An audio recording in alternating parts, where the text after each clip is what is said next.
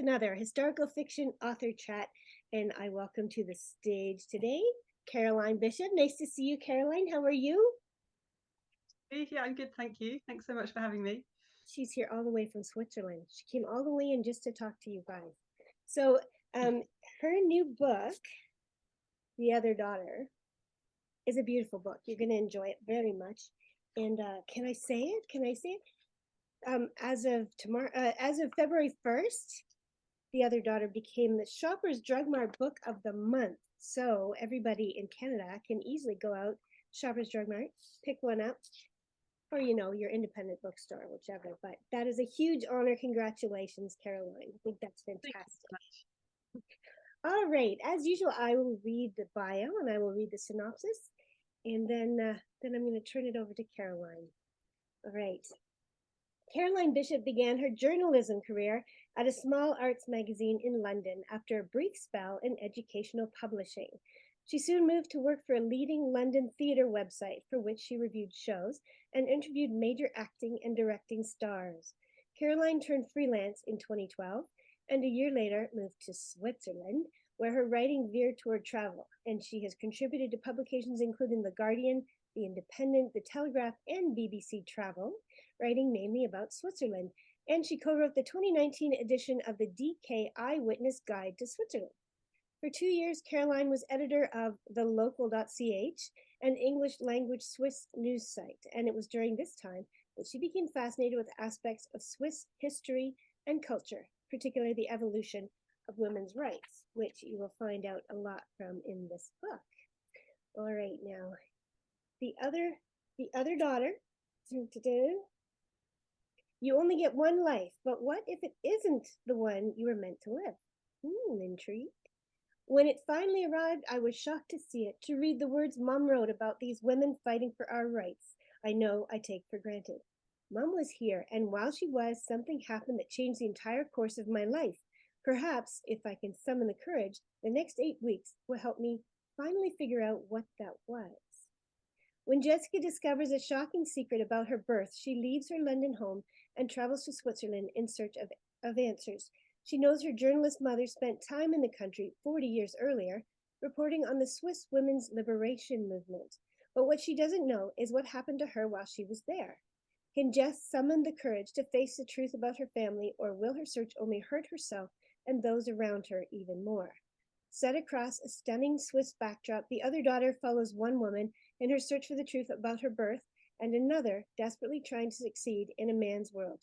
Perfect for fans of Tracy Reese, Elizabeth Noble, and Catherine Hughes, and me.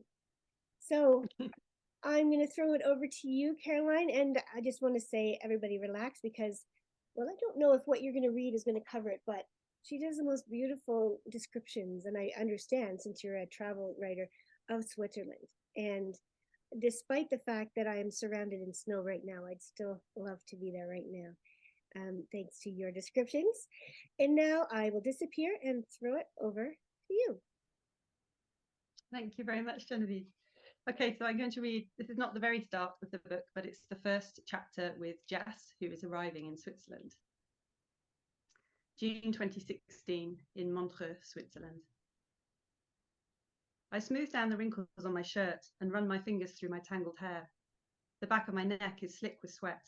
It's probably only 25 degrees, but the sun feels even stronger after the grey, humid day I left behind in London.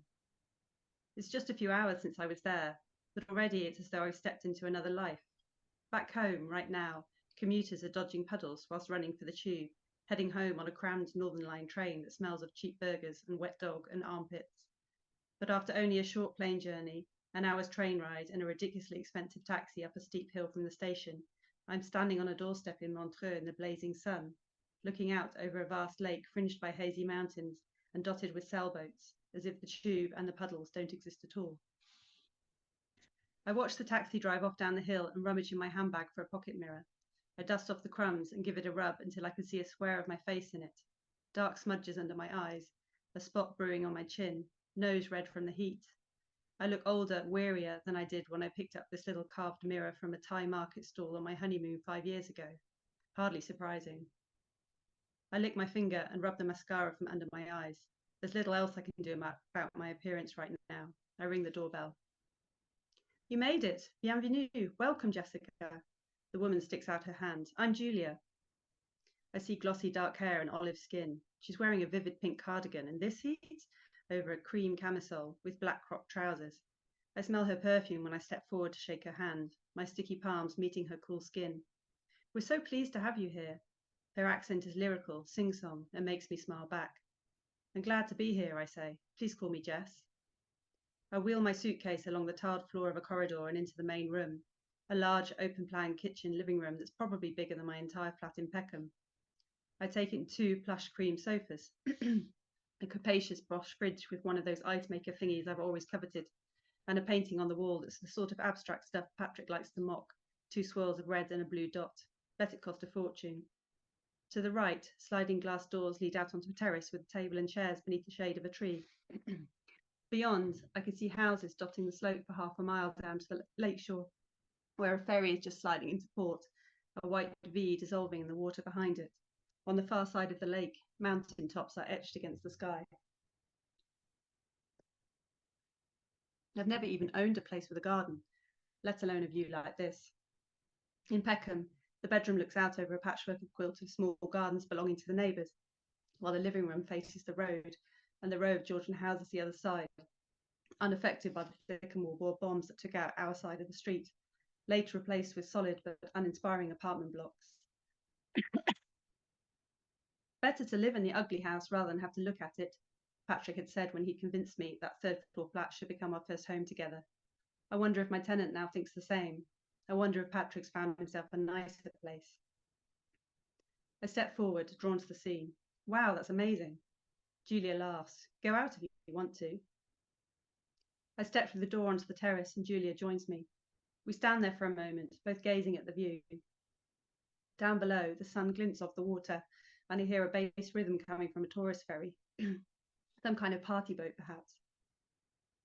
I can't think of anything to say, and it strikes me that this is like an awkward first date. Something about her poise, the confidence oozing from her, makes me feel I'm likely to say the wrong thing.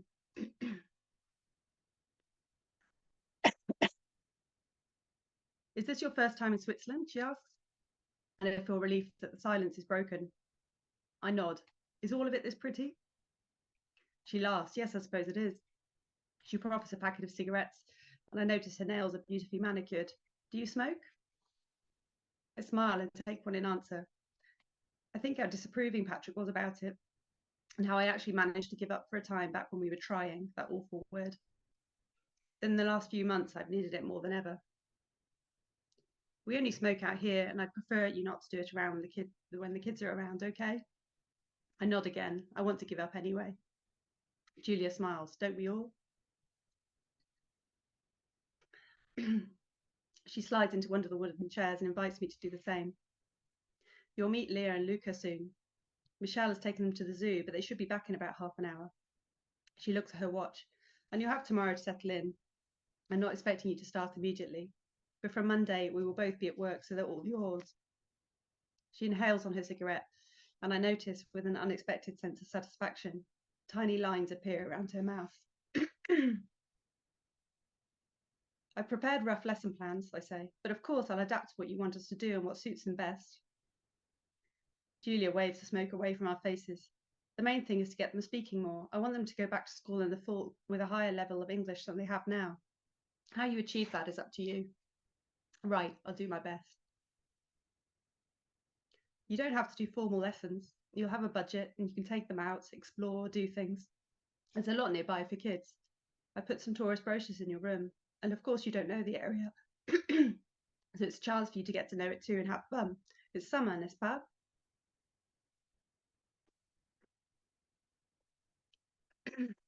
Excitement flickers inside me, a long dormant feeling unfurling like a leaf in spring. I think how reluctant I was when Maggie first touted the idea of me doing this. My godmother was usually right about most things, but I had serious doubts about this particular suggestion. Did I really want to take a job looking after someone else's children? I felt like rubbing my face in it. But I was a teacher. I already spent my life around kids, so surely I could cope with a couple more. And I needed to do something with my semi-enforced sabbatical from St Mary's. instead of sitting in Maggie's garden drinking endless cups of tea. Plus, the money was good. But really, it wasn't any of that. It was Switzerland, the place I'd imagined in my head for the past 2 years, ever since those tests threw up so many questions. The place I now felt compelled to be, in the hope that it might provide me with some answers. I I'm think still not sure why you need me, though, I say. I mean, your English is fantastic. a little tickle in your throat. Why don't we leave it at that? And I think that was beautiful because that is going to introduce us to Jess. And so Jess is coming back to Switzerland. Her mom was there 40 years before, and she's coming to change her life, trying to get, well, she's having a pretty bad time at home, so she needs something new. And at the same time, she's hoping to investigate more. Have I got that right? You have, and I'm so sorry for the tickle in my throat. You know, we all have it. It's that time of year, and I'm sorry you had to go through that, but I think we have a nice little introduction there. It was a beautiful book. I enjoyed it very much. And yeah, I really do love, I mean, your descriptions are beautiful. This is Caroline's earlier book that I really, really enjoyed. You can, oh, I even have a quote on there. Look at me. Oh, look at that. But this one doesn't have any yet. So we'll see. I don't know who's giving you I quotes. have this, you have the proof cover, and this is Ah, the one that's in the shops, which has a beautiful. quote from Rachel Hall. Yeah. Oh, nice. Very nice. Um, well, it's a what I love about this is, well, lots of things, but the thing about historical fiction is we learn about different times. But now, and because of, well, a lot of it is set in Europe because of the war and all that kind of thing. But learning about Switzerland is new for me. And I was in Switzerland once. Wish I never had to leave. It was so pretty. But I love being able to see other locations in the story as well.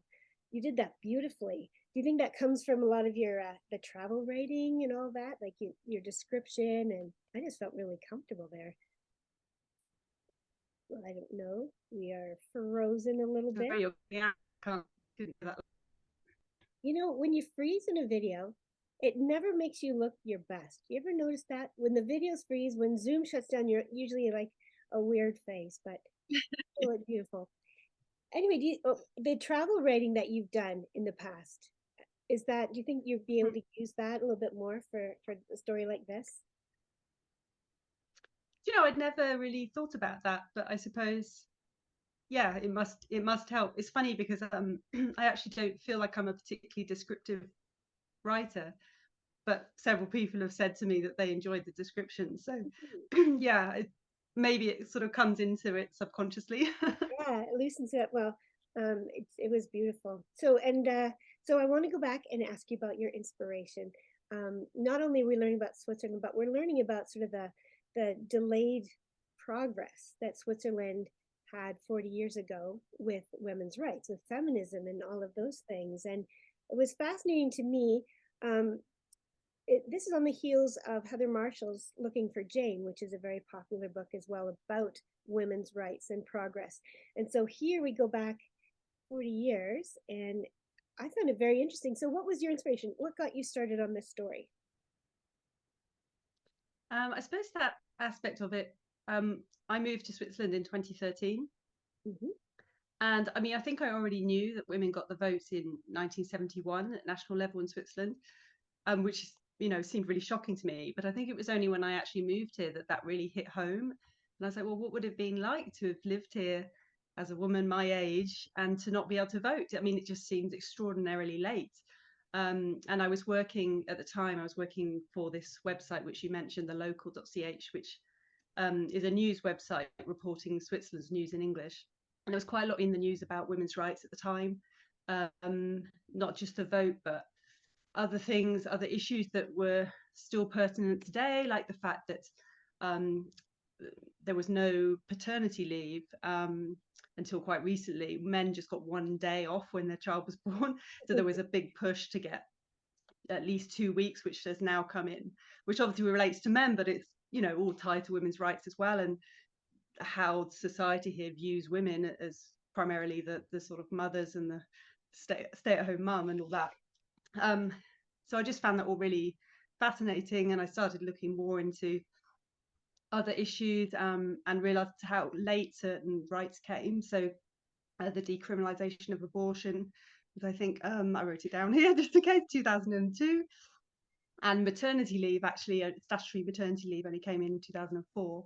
Wow. So these things would just seem so late. And I just found that really interesting. So that was my starting point. Yeah, for sure. Well, you've got it going from two sides. So when Jess comes in, she becomes a nanny for the summer for a couple of French kids. She's supposed to teach them English, and so seeing it from her perspective, looking back, she's trying to find her mother's story. I found it fascinating looking back. And that, do you like writing in dual timelines? Do you like weaving those two different things together? Um, I guess I do. It's funny. This book, even though it's my second in Canada, it was my debut in the UK. Um, and so I was very much finding my way. I'm not sure I really knew how to write a book. I was figuring out as I went along, and the dual timeline thing just happened naturally. Um, but actually, I think I do like it. I like, excuse me, I like the fact that you can have a mystery, and it's the present day trying to find out about the past. And also, I like the fact that I wanted to talk about the past, but also how those issues are still impacting women today. So you can really show what's changed and what hasn't changed, and what Yes, more there is to do. So I yes. think with the dual timeline, that worked. Yeah, I find it ties a lot of things together, and you're right about the mystery for sure. I sometimes have trouble with dual timeline because I think if it's not natural, yours was very natural, it flowed together, and um, Thank it's you. funny because the modern day, you would assume if you're doing like a reading back in history that the modern day would have been the journalist, and you switched it over, which I think was really a cool little twist. You did a lot of twists in there, but I was going to say with the mystery, there were a lot of that's tied into what I was just saying, that the twist, the way you turned it around, I started out thinking, do I like these characters? Everybody, you get in their heads and they're very judging, at least Jess is at first. She's very not sure. She's no unhappy with her life, and she's shedding it onto other people. And then you move and you evolve her character so beautifully that I really enjoyed the twist at the end. Did you plan all of that, like the characters' arcs and everything that way? Honestly, no. Particularly the twist at the end that I think you're referring to. No, that just came to me. I think now I'd perhaps plan books a bit more, but like I say, this was my first book really, and I was muddling along. There were lots of drafts, but I think the first draft, no, I didn't really plan that. I had a quite strong idea of the characters and how I wanted them to evolve. Yep. Um, and I really wanted to show all aspects of womanhood, I suppose, of the Sylvia, the character who is the journalist who falls pregnant but isn't sure if she wants a child. Jess, who very much wants children but can't have them. And we have a character, Maggie, who is Sylvia's friend, who doesn't have them, is quite happy about that. And then Julia, who is the person who employs Jess as the nanny, who has kids but struggles with it and struggles with balancing career and motherhood. And I really wanted to have all of those different aspects in. So I think the plots really came from that, of sort of knowing the characters. Yeah.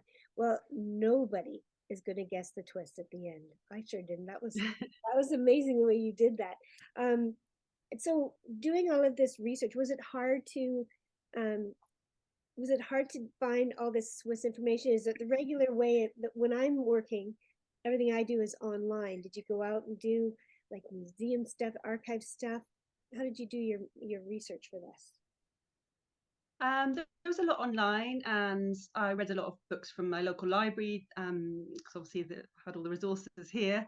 So I went to my local library to read up about the sort of Swiss history and politics element. And there were a couple of exhibitions that I went to as well. But yeah, it was quite a complicated process. Switzerland is a complicated country. Yeah, Um, Politically, there's three levels of government. So you have the federal level, the communal level, and the canton level. And so you can't say something as simple as women got the vote in 1971. It's not the whole picture, because at cantonal level, women got the vote at different times. So actually, there would be some women who could vote in home canton but couldn't yet vote in the federal elections, and even vice versa. There was one canton that held out until 1991 to give women the vote locally, which is extraordinary. So it was very complicated trying to figure all this stuff out and to put it in the book, but not make it, I didn't want it to be this dry analysis of Swiss Yeah. politics. So Yeah. getting enough in there that the reader understood, but not, not boring them. Yeah. So it was And quite a challenge. yeah, and that's definitely what your character goes through. That's the thing about when you're writing, you've got so much information. When you're doing historical fiction anyway, you got so much stuff, but you can't just dump it on the reader, and you didn't do that. So I'm just telling readers, because that's something that's so tempting, because we do research for hours, days, weeks, months. We do a lot of research, and I love doing it. I don't know about you. Do you enjoy the research part of it? I do, but primarily I love writing, and often I find, although the research is fascinating and it very much informs the writing, it can sometimes be you go down a rabbit hole and you're meant to write for an hour and suddenly you've been researching I don't know what the fashions were in 1971 in Switzerland, and then an hour's passed and you haven't written. So I think that can be frustrating, but it is also really fascinating. Oh, I would never do that. Disappear down a rabbit hole. And I don't want to say waste time. It's not wasting time, because I think everything that we learn down those holes, we are able to, spread over what we've already learned. But I really enjoyed how your character, how Jess learned about all these things. And you were very sparing, but she learned really well through your research without any. I wasn't bored at all, is what I'm trying to say. I'm a little slow today, It's but no. um, anyway, I want to thank you again. Congratulations on the Shoppers Drug Book of the Month. That's a really Thank you great very much. honor. I hope the book sells right off the shelves. This interview is a little bit late because I like to do the on the release day, but things got crazy before Christmas, so we didn't get to do anything. But congratulations. I'm so happy to hear it's doing well across Canada, and I wish you so well going forward. Thank you so Thank much you for so joining me. much.